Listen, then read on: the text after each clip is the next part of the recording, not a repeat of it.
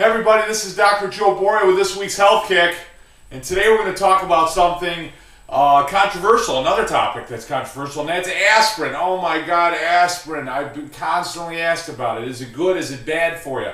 Listen, let's look at what aspirin is for a second. Aspirin primarily is a chemical, it's a salicylate, that acts as primarily a non-steroidal anti-inflammatory, prevents inflammation or controls inflammation in the body.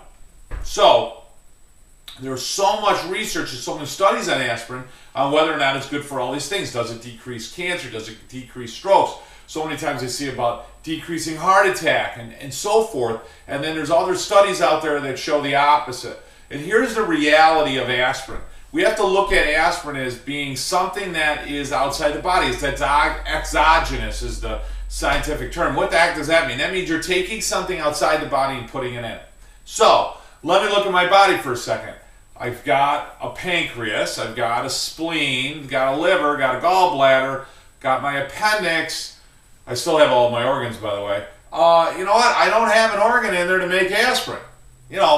So we're kind of brought up in this logic that people now in my office as patients, they put down, well, I take a multivitamin, I take this, I take that, and I take aspirin. They put it down as a supplement. Aspirin is toxic. Bottom line, end of story, aspirin is toxic. At any level, it's toxic. Aspirin's not good for you. Here's the problem when you read medicine and you read some of the research on it, what you'll read is risk-benefit.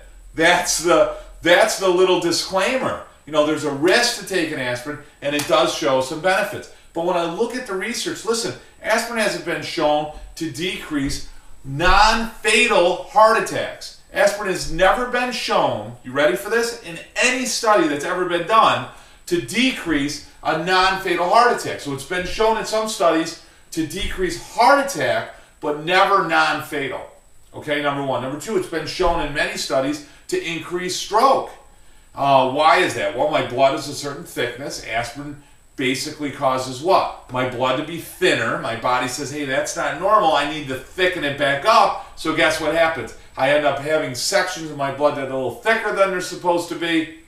I get a stroke. So it can increase the rate of stroke. But when I start to look at the side effects of it, a large study came out in 2003 that evaluated 87,000 nurses and showed that there was a significant increase in pancreatic cancer in those nurses taking 2 aspirin a week.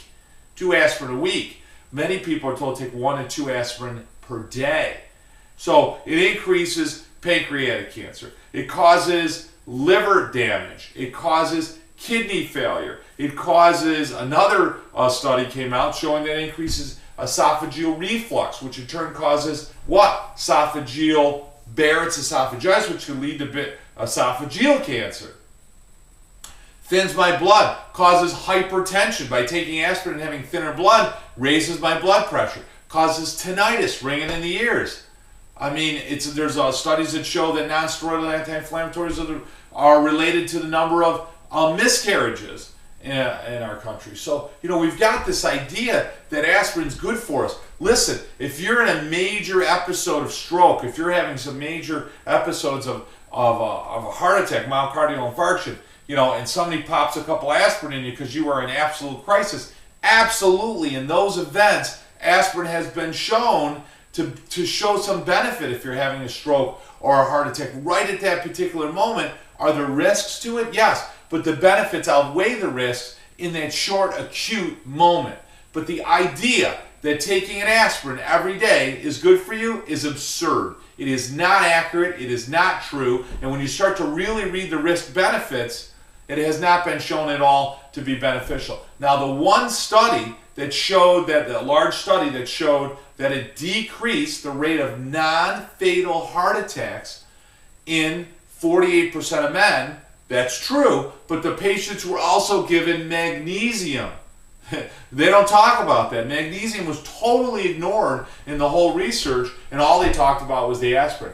Now, magnesium for years has been shown to be extremely beneficial, increasing blood flow to the heart and to the brain.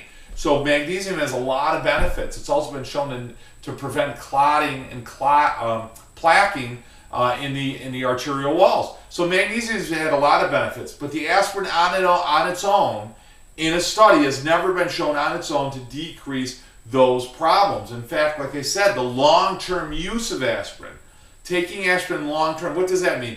Aspirin therapy. When you hear those terms, aspirin therapy, aspirin has never been shown to be good or healthy for you. So please, I beg of you, look at your organs. If you don't have an organ that makes something, it's not good for you to put it in your body. It's not good for you. Look at your lifestyle, for God's sake. We're worried about taking an aspirin, but nobody has a problem pounding down wings and drinking soda and high corn syrup, fructose corn syrup every day, and putting artificial colors and artificial flavors and pesticides and herbicides. You want to look at why you're sick. That's one of the reasons why you're sick. Not from whether or not you're taking enough aspirin. Heart disease isn't the result of somebody not taking aspirin or God forgetting to put some organ in your body to make aspirin. Heart disease is the result of your lifestyle. High stress, high processed foods, poor nervous system, you are guaranteed to develop some cancer and some heart disease. Listen, I understand when I talk to people, hey doc, you're going to die from something. I'll be the first one to admit that. Totally understand that. But hey, I don't want to die at 60 years old. I mean, my gallbladder wasn't only designed to last 32, 38 years. My heart wasn't only designed to last 50 years, 40 years. I mean, these things are failing and clotting and becoming extremely sick and extremely diseased by how we treat our body. That is the bottom line and the story. So what do we need to do? We need to pump some good nutrition in your body. Eat a living food every meal. If you're not going to quit smoking and eating donuts and so forth, you know what? Okay, well, hell, pump some healthy nutrition in you. Put an apple, put a banana, put an orange, put something good in your body with every meal, a salad. You know, have that with your cigarette or your donut or whatever, if that's what you're going to do. Okay, number one. Number two, you got to move. So if your job requires you to sit down all day, you're going to have to get up and move a half hour, an hour every day. It doesn't have to be going to the gym. Just go for a walk. Use the stairs rather than the elevator or escalator. Park as far as you can from the building and walk up. Just simple, stupid little things like that make an enormous difference. You got to drink a lot of water. I mean, it's vitally important for you to drink a lot of water. It allows your body to flush itself. Less processed foods. If you see that man made it and you can't recognize it from the tree or the ground, don't eat a lot of that. I know we want to have that once in a while. I'm guilty of having that myself once in a while, but you can't make it a main staple in your diet. We talked about positive thoughts. You got to think good thoughts. You have to be more positive in your thinking. You're going to attract that in your life, certainly, but you're also going to attract health by thinking more happy, healthy, good thoughts as opposed to negative thoughts. We talk about the nervous system. Your brain sends messages down out to your body. Those messages go back up. We know through science now that by keeping the nervous system healthy, it lowers blood pressure better than medication. Do you realize that? I can take 2 prescription drugs, and about 89 to 90+% of people that have a misalignment in the upper part of their neck, if they get that corrected by the chiropractor, their blood pressure drops better than the drugs. Phenomenal. It also lowers a stress response to the body. Controls the corticosteroids. If the spine's out of alignment in certain areas, it'll cause your body to release more stress hormones. And on and on and on. So listen, aspirin, good for you or bad for you? Bad for you. What would be my exception? If you're having a stroke or a heart attack right in that moment, I say fine. Other than that, I'm dead set against aspirin therapy. Aspirin's toxic. It's poisonous. It's not good for you. It's not supposed to be in you. Don't take it. That's my opinion. What do I know? Hey guys, this has been Dr. Joe Borio with this week's Health Kick. Remember, eat well, exercise, drink a lot of water, get a good night's sleep. And remember, you, your mother, your father, your grandfather, your uncle, everyone you know needs to be under regular chiropractic care. That means to make sure the messages get from here to here better and allows the body to work just like nature intended. Guys, have a great week. Look forward to talking to you next week.